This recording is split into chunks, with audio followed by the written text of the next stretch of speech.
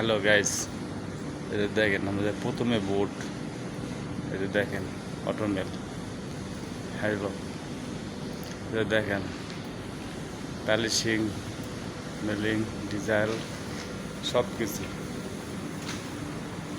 দেখেন কত চাউল কীভাবে কী করতে হয়।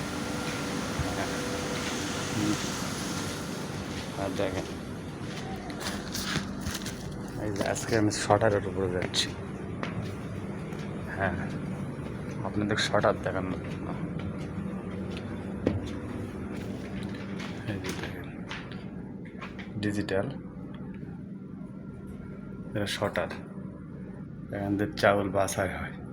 1 পকেট, 2, 3, 4, 5, 6, 7 পকেট। বুঝছো?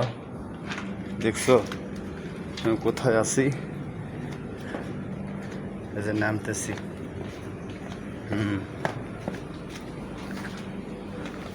আর এটা আমাদের রিজার্ভ। এখানে চাউল কতগুলা ধরে সব দেখা যায়।